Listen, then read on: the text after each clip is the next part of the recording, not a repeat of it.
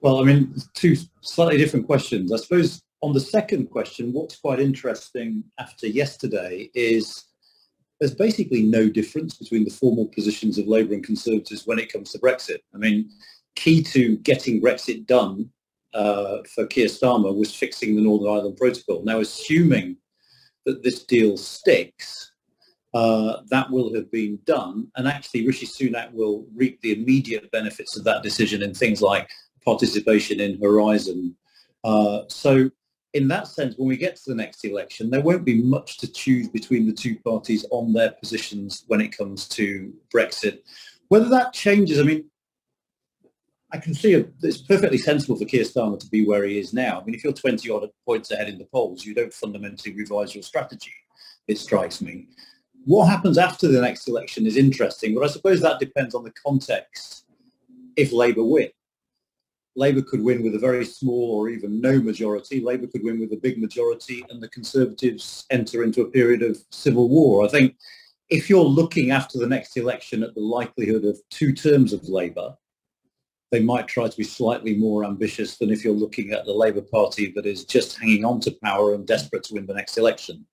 Either way, my suspicion is Labour won't move that far, and they certainly won't move towards rejoin after the next election, partly because the economic benefits to be had are fairly slim. The real economic issue with Brexit is with membership of the single market.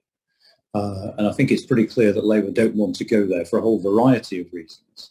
The kinds of incremental changes you can see short of that might be worthwhile in terms of easing bits of trade or easing political relations with the European Union, but whether they're worth the kind of sustained political attention it will take to negotiate them in economic terms, I think is a moot point. So I suspect whatever happens after the next election, not much structurally will shift in our relationship with the European Union. We might perhaps get a security relationship or a formal security deal with the EU, though even that I don't think will change that much because the EU's history of security deals with third countries doesn't offer very much and looks unlikely to offer the things that Britain wants, like, for instance, the possibility of participating in the European Defence Fund.